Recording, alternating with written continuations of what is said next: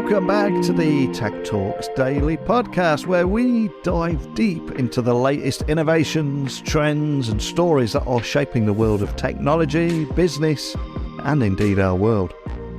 So I'm your host, Neil C. Hughes, and today we have a very special guest joining us. His name is Mark D. Walker, and he's the CEO and co-founder and chairman of Direct Digital Holdings, a leading company in the programmatic AdTech space that's making waves with innovative technology with its platform. But I want to learn more about how they're using technology to focus on multicultural audiences. And in this episode today, we're going to explore the changes in the AdTech and digital programmatic advertising industry, the impressive growth and success of Direct Digital Holdings, and why brands and publishers need to pay attention to multicultural markets.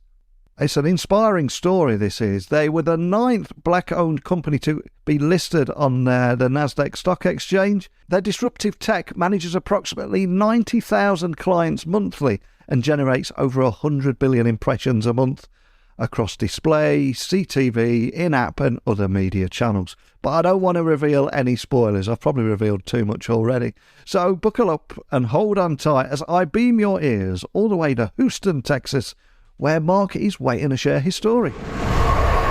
So a massive warm welcome to the show, Mark. Can you tell the listeners a little about who you are and what you do?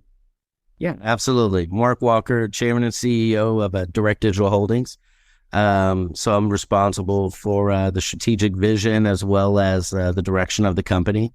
And what we do at Direct Digital Holdings is we are a holding company that have 3 different organizations that sit in different parts of the digital advertising value chain. We help companies buy and sell media, and we leverage technology to do it.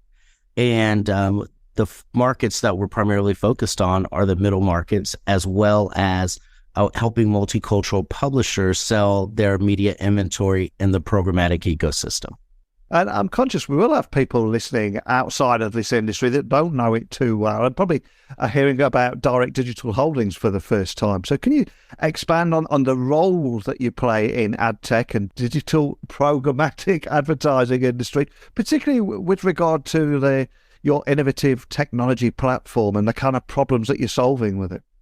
Yeah, absolutely. What most people don't know, or the simplest way that I describe it to people who might not be familiar with programmatic advertising, is that every time you look at your cell phone and you go to a website like USA Today, you'll see an ad pop up. If you and your spouse are looking at the same page, you'll get 2 different ads. One of the reasons you get 2 different ads is because there's an actual auction that's happening in real time behind the scenes, a competition from brands looking for your attention at that specific time. What our technology does with servers that we have throughout the United States actually is the one that conducts and hosts that auction, and we get paid a fee for every time an ad is actually delivered to your phone. We have over about 26,000 websites and properties that we work with, and it could be everything from display ads to video ads to streaming ads that you might see. And in real time, in milliseconds, brands are actually competing for your eyeballs and for your attention. And our software is the one that sits behind the scenes working with publishers to display that ad, and that's how we make money. I love that. And before you came on the podcast, I was doing a bit of research on you. And one of the things that really made you stand out for me is that we're currently in this moment of economic uncertainty and global conflict. There's just so much going on with the world at the moment. And despite everything happening, you've managed to achieve impressive growth and success, especially amid industry challenges and layoffs so much. So I've got to ask, what's your secret here? How have you been able to achieve such growth and success? I feel there's got to be a story there, right? Our company, we were privately held for the first 3 years of us creating it. And with that, we really got into a position of organizational discipline, of budgeting, and also organizational discipline of hiring the right talent and leveraging technology to accentuate the benefits that the talent can actually deliver for us on a day-to-day basis, and working with the clients and customers that we actually work with. And with that discipline, it really allowed us to, when we decided to go public last year, to actually maintain the level of growth, but be conservative in how we bring on new people into our organization. So we do, we do work very hard, but we work hard and we work together as a group and as a team in order to be able to service our clients, but even more so to make sure that everyone here is creating value and everyone in our organization is delivering for our clients and our customers. And that's really been our secret sauce of how we've been able to ride out this wave of uncertainty and continue to maintain our growth. And if we look under the hood of everything that you're doing here, I was reading that there's a bit of a unique combination of Huddled Masses, Colossus SSP, Orange 142, all within Direct Digital Holdings, and that almost allows for a comprehensive advertising ecosystem. So can you tell me a little bit more about that combination and how it helps you stand out from your competitors? Yeah, absolutely. And I appreciate that question. As we said before, we own, multiple companies that sit in different parts of that value chain. One half of that value chain is what we call our buy-side platform, and that's made up of two companies, Huddled Masses and Orange 142. And the focus with those companies is actually working with middle market clients and customers, which we define as 5 to 500 million in revenue, and helping them purchase media to drive results. And that means driving new customers or retaining customers. So the media we purchase is directly tied to some level of bottom line contribution for the 250, 300 clients that we actually work with on a daily basis. The second half of our business goes back to what I described earlier, that technology and that platform that works directly with publishers to helping them sell their actual media inventory to the ecosystem. And so we have a buy-side platform and we have a sell-side platform. And the fact that we have both pieces really makes us and gives us a unique position in the marketplace. And the fact that we're focused on both sides on what you would call your long tail publishers as well as your long tail businesses, small business and middle market businesses, is really gives us a unique position in the marketplace and gives us a unique perspective, which has also fueled our growth because those markets are so nascent inside of the United States, and the larger guys have, pretty much have not gone and tried to work in those markets. And so that's what's given us a competitive advantage. It's helped us grow, and it's what we like really to play in this side of the market space. And I'm curious, is your approach to focusing on mid-size and multicultural markets as well as underrepresented constituencies, is that the norm in the industry, or is that something else that sets you apart from other players in the advertising industry? No, absolutely. It sets us apart in the marketplace.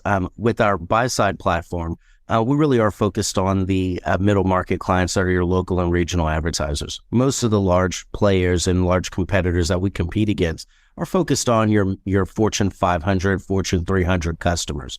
And then when it comes to the publishing side or the sell side platform, we focused on that long tail for two reasons. One, and I'm going to say the multicultural marketplace, we knew that inside the United States, it represents 40% of the United States.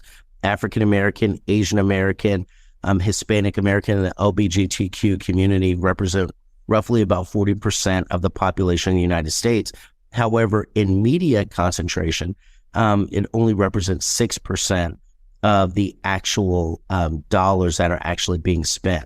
Those populations inside the United States are going to continue to grow. So we made it our effort because we knew that those markets had a lot of value, a lot of purchasing power, to include them into the programmatic ecosystem would deliver value that brands would look to actually purchase against.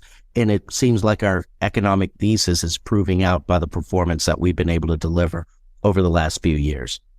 I love that. And I always say every day on this podcast that technology works best when it brings people together. And another thing that put you on my radar was when I read that your company had released a white paper that highlighted missed revenue and market share growth opportunities for brands due to the lack of focus on diverse communities. It sounds so obvious, but can you discuss the key findings from this research and why it's so important for brands and publishers to pay attention to multicultural audiences? It's astounding in many ways that this has been missed for so long. It actually is, and it's nothing earth shattering, but the way I'll tell you two or three key findings that we saw through that white paper And again, just to give you a little bit of background, we talked to over 1,200 different constituents inside of the United States, representative of all four of those communities that I outlined in equal representation. And what we found out was roughly 40 to 50%, one, noticed when brands advertise on authentic multicultural audience media properties and media outlets. That was the first key finding, is that they noticed. The second key finding was they also, 70 to 80% actually, it gave them an intent to purchase from those brands that actually advertise and market on those sites. That was the second big learning that came out. But the most surprising that came out is that those communities also notice when those brands do not advertise, and they choose to go to their competitors because they notice their absence in communicating with them through those authentic media outlets. And so I think a big lesson learned for the brands is, one, people do notice where you spend your dollars. Two, it drives them to action. But number three, they also notice when you don't spend dollars with those media properties that are authentic to those communities, and there's usually a negative consequence to it as well. And so the world has evolved so much in the last 6 months, especially around technological change. I think the rise of generative AI, which seems to have came out of nowhere, is impacting just about every industry. And in terms of the outlook for the future of the AdTech industry, I'm curious, how do you envision the landscape to continue to evolve in the coming years? And what role do you think direct digital holdings will play in helping shape that future too? Absolutely. I mean, AI has definitely, it's hit the world by storm, if you will. I know it's been incubating for roughly 20 to 30 years, but it seems like now it's really in its infancy and just getting started, where it's being commercialized and actually being leveraged. I definitely believe that it is going to have a resounding impact on how we market and how we advertise. I can see it really being implemented in brand creative to get more recipes and more different variations of different marketing tools to reach certain audiences and certain segments. Can easily see it being used in that way, which I think is the next evolution. Plus, it's going to be used in the decision making on which ads to put in front of people at specific times based upon their propensity to purchase. Right now, in some medias, there's not a lot of tracking, there's not a lot of information, but you can see these models and you can see this AI really starting to take a creative tone, which I think is going to be really the next step function increase in performance. And then also in the decision making, which you've already been and have had experience of AI being used behind the scenes. I think people are going to now see it happening in front around the creative process, which I think is going to be new in the marketplace over the next 2 to 3 years. And if we have any representatives or leaders from brands, agencies and media buyers listening anywhere in the world and that are maybe looking to capitalize on some of the opportunities presented by the digital programmatic advertising space, particularly in relation to multicultural or underrepresented audiences, anyone looking to secure growth in these areas, are there any particular advice or tips that would help them capitalize on some of those opportunities? Yeah, absolutely. I would say speak to those communities when you're trying to figure out your marketing creative, when you're trying to figure out your marketing strategy. The communities will tell you how they want to be approached. The communities will actually tell you how they want to be communicated with. And there's also a significant amount of cultural nuances in each of those communities that need to be understood before you start your marketing, your advertising campaign. So those are that is the number one first step, is know your audience very well before you start trying to communicate, in order to ensure that you breed success and breed the type of performance that you're looking for. And before you came on, I was also reading another astounding stat, really, and that was that Direct Digital Holdings is the 9th Black-owned business to list on the US stock exchange. And I think we could have an entire episode dedicated to why you are only the 9th. But I'm curious, as someone that's trod this path, what challenges and equally opportunities have you faced on your own unique journey? And how do you see this milestone impacting the AdTech industry and indeed broader business community as we move forward. Yeah, I will tell you, it was definitely a milestone achieved, not just for myself and the leadership team, but for the entire company. Being, one, just going through the IPO process and actually being publicly listed on the NASDAQ is a feat in and of itself. And sometimes I got to pinch myself. The fact that we have a publicly traded company, it being the 9th Black-owned company is unique. And unfortunately, I wish there were a lot more. It was actually somewhat surprising to ourselves that there had only been 9 at that point. But what we're hoping is that we're not the 9th and the last, but really that there's going to be a lot more behind us. And so if out of our company, and this inspires other entrepreneurs to actually go down the public process, would be happy to, and I hope that that actually gets more to actually go public, because I will say the benefits are you get access to the public markets, you get a significant amount of resources at your disposal to help you grow your business. And so that has been probably the best outcome that we've gotten. And hopefully it means that there's more coming after us. Not just of African-American, from the African-American community, but hopefully from other multicultural communities in the future that will come after us. And for any business leader listening anywhere in the world that is inspired by your journey and thinking, I'm going to follow in your footsteps, I'm going to do exactly that. Any tips or advice that you would pass down to those people? I would say persevere. It's a year-long process. And I would also say that the journey, it definitely can try your patience, but it's definitely well been worth it once you actually get to the other side. Well, I cannot thank you enough for coming on here and sharing your invaluable insights. But before I let you go, I'm going to ask you to leave one other gift for everyone listening. And that is either a book that has inspired you that we can add to an Amazon wish list, or a song that means something to you that we can add to our Spotify playlist. All I'm going to ask is, what are you going to leave everybody listening today, and why are you going to leave this?